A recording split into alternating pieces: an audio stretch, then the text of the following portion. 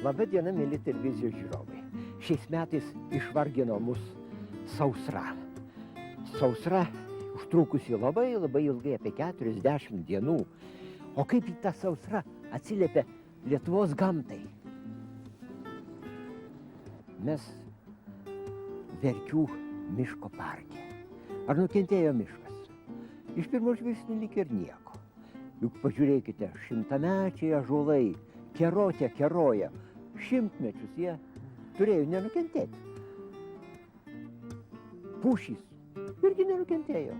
Pušų šaknys ilgos, giliai pasiekia giluminius vandenis ir jos nenukenčia. Bet mes turime eglės, o eglės jautrios sausrai. Jos nusilpsta, o nusilpusias eglės puola kenkėjai, kinivarpos. Baisiausias kenkėjas, tai būtent kinivarpa, tipografas. Prieš keletą metų netoli Vilniaus teko ištisą eglyną, didžiulį eglyną iškirsti, todėl kad eglės išdžiūvo. Tikriausiai ir šiemet nukentės eglės. Medžiams sausra turėjo įtakos. Kai kurie medžiai atrodo gelsvi, bet ne visi lapai gelsvi. Pagelto tik tai kai kurios šakelės. Arba lapo dalis tik tai pagelto, nudžiūvo. O lapo centrinė dalis, žiūrėk, žaliuoja. Mes, kuomet filmuojam, tai jau sausra baigėsi, jau palijo ir augalai pradeda atsigauti. Ne visi atsigaus vienodai. Mėly televizijos žiūrovai, jūs pažiūrėkite mėlynės. Mėlynių lapai apdžiūvo arba nudžiūvo, nukrito. Ir mes, kaip vėlyvą rudenį, turim šakutes jau visiškai be lapų. Ar jos ištvers? Ištvers, be abejo ištvers. Bet klausimas, koks jūs kitais metais derlius bus? Na štai pažiūrėsime, kadangi jos nusilpusios. Ir nusilpusios kitais metais gali turėti labai mažą derlių. Ir taip yra su daugeliu medžių, kurios mes pažiūrėsime. Štai ąžuoliukas, mažas ąžuoliukas, deja, jisai beveik nudžiūvo visas. Apačioj tik tai porą šakelių tik tai liko nenudžiūvusių. Per mažas, sausros nepakėlė. O štai kitas ąžuoliukas taip pat. Jisai nenudžiūvo, bet visi lapai jo balsvi. Jūs matote, kokie balsvi. Jis neatsispyrė lygoms. O dabar, kuomet jau palijo, pradėjo pulti šitos nusilpusius ir medžius, ir žolinius augalus įvairios grybinės lygos. Nu kągi, tikėsime, kad šitas ąžuoliukas dar atsigaus. O su anuo, deja, jis paaukotas sausrai. Einam šiek tiek gilyn į mišką. Pasižiūrėkim. Štai netoliese matome uosis. Nedidukas uosiukas. Deja, jo šaknys trumpos ir jisai labai nukentėjo. Koks jo tolimesnis likimas? Žiūrėkit, lapai atrodo lyg ir negyvi, bet pumpurai susiformavę. Vadinasi, ir uosiukas kitais metais atšals. Lazdynai mėgsta paunksmę, mėgsta drėgmę. Todėl jie būna įvairiuose tarpekliuose, jie būna prie upelių. O šitas vargšas smėlyne išaugęs, jo šaknis nepasiekia vandens. Ir visi lapai, netgi žali lapai, ir tie susiraitę sudžiūvo. Jo likimas turbūt bus liūdnas. Greičiausia, neperžiemos.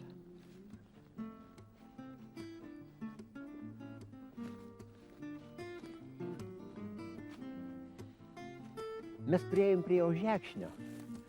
Vargšas ožekšnis. Jūs žiūrėkit, tik tai vos porą lapelių liko ir tai viršūnėse, šakučių viršūnėse.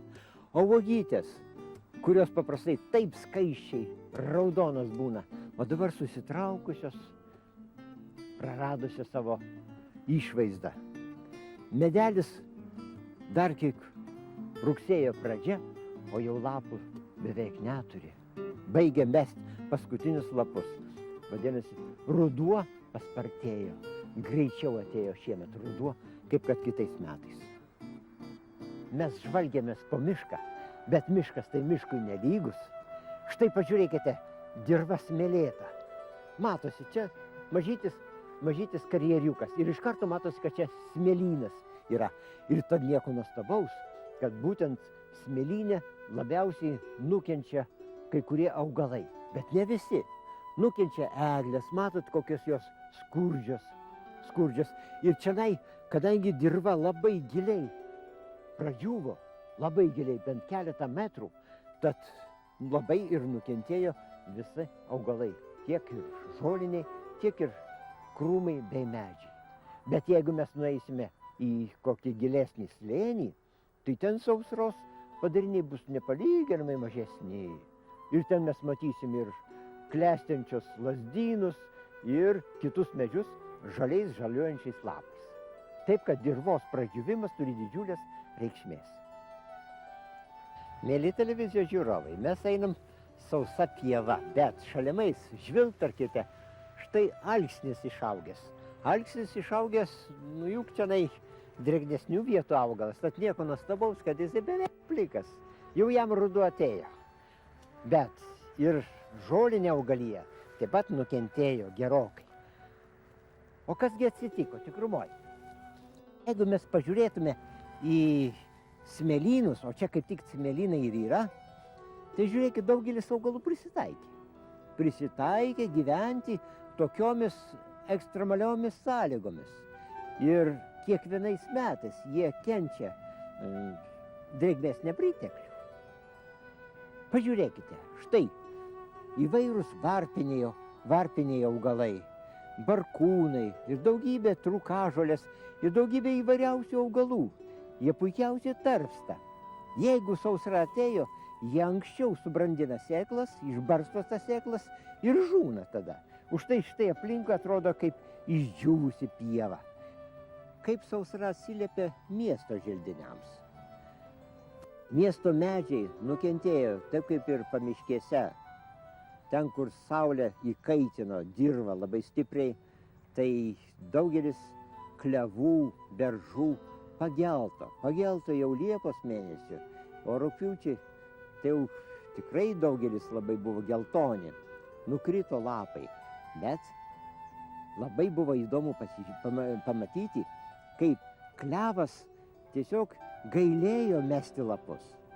Apdžiūvo klevo lapo pakraščiai, o centrinė lapo dalis išliko žalia. Ir tikrai, va taip klevai ir sulaukė lietaus. Kai kurie krūmai labai apdžiūvo, bet ne visi. Mažiau apdžiūvo tie, kurie buvo pavėsyje. Ten, kur saulė užstodavo ir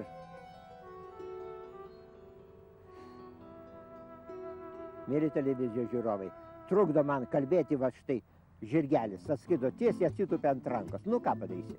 Fu, netrukdyk. O kaip augalai žoliniai? Štai su žoliniais augalais įvairiai atsitiko. Tie augalai, kurie turėjo kuokštinės šaknis, nu įsivaizduokit, kokios miglės ar kiti varpiniai augaliukai, jie išdžiūvo. Išdžiūvo ir atrodo, kad veja sausutėlė, bet tikrumoj bent keletas lapukų liko žali. Ir štai, kuomet ateis ruduo su savo lietumis, jie iš tų kelių lapukų padaugės ir žaliuos veja. Gal ne taip puošniai kaip vasarą, bet kitais metais sausros padarinių nesijaus. Pienės, kiaulpienės. Mes matėm, kokie puošnūs jų lapai buvo, kokie puošnūs žiedai buvo pavasarį. O per sausrą pienės numetė daugumą lapų, paliko tik tai keletą ir tuos lapus priglaudė prie žemės. Visiškai priglaudė, tiesiog paguldė ant žemės. Ir jie, gaudami iš žemės mikroskopinį kiekį garuojančios drėgmės, jie išsilaikė. Išsilaikė tie augalai, kurie turi ilgas gilias šaknis. Kaip sakiau, ežeiniai, liucerna, kai kurie dobiliukai ir jų šaknis labai ilgos ir išsilaiko puikiausiai. Rūgtys, rūgštynės, taip pat jų šaknis ilgus ir iš didesnės gelmės ištraukė tiek drėgmės, kad jie nors kiek išliko, kaip sako, žalsvi. Bet kas įdomu, kad daugelis tų augalų tai yra ateiviai, va tuo sausruoju laikotarpiu po ledynmečio, iš Viduržemio jūros kraštų, iš stepinių rajonų. Ir tenai, kur pastoviai yra pastovios sausros, kur drėgmės nepriteklius, ir jie čia puikiausiai tarpsta. Mes matome rūgtis ir kai kurios kitus augalus, kurie tarpsta pavėsyje. Bet šalia jų, štai žiūrėkite, lapai pabalę, balti baltutėliai, varnalėšos lapai balti, vijoklio lapai, balti baltutėliai, netgi klevo lapai, ir tai pasidengia kažkokiu tai baltų apnašu. Kas tai? Tai yra gryvinės ligos. Kuomet po sausros iškrito pirmi lietus, tai ir atgijo pirmieji būtent tie mažieji grybai. Ir grybai puola nusilpusių krūmų, medžių, žolinių augalų lapus. Ne visų puola, o būtent nusilpusių. Ir sakytum, lyg imunitetas jų susilpnėjo. Mėly televizijos žiūrovai, o kaipgi yra su gyvūnais? Gyvūnam irgi turėjo reikšmė sausra. Kokia? Stambus gyvūnai, šernai, elniai, stirnos ir kiti paukščiai didieji jokių problemų neturėjo. Jie susirado ten, kur maisto jie turėjo ir gyvena kaip gyvenę. Tačiau sumažėjo vabzdžių ir sumažėjo nepaprastai stipriai. Štai kodėl šiemet mes matėme neįprastą reiškinį, o būtent iš Vilniaus ir iš kitų miestų pasitraukė čiurliai. Čiurliai pasitraukė jau rugpjūčio pradžioje. Kregždės taip pat pasistengė jau rugpjūčio mėnesį išskristi. Dauguma taip ir išskrido. Ir kitie paukščiai taip pat pasitraukė į pietus. Atėjo ruduo. Ruduo priešlaikinis. Nes, o kodėl? O todėl, kad labai sumažėjo žydinčių augalų. O žydinčių augalų, kai sumažėjo tuo pačiu ir žiedų nektaro mintančių vabzdžių. Ir mes matėme, kad vabzdžiai pakeitė jų biologiją. Žmonės skundėsi, kad vapsvos puola. Vapsvoms neliko maisto, neliko vikšrų, neliko kitų vabzdžių, kurie būdavo jų maistas. Ir tada jos patraukė į sodus, užpuolė kriaušes, užpuolė ir žmonės. Štai, matot, kaip viskas rišasi tarpusavyje. Taip kad, mėly televizijos žiūrovai, baigdama šią laidą, noriu pasakyti, kad sausra, aišku, turėjo padarinių. Galbūt netgi sunkesnių ar lengvesnių, bet kitais metais mūsų Lietuvos gamta žaliuos kaip žaliavusi.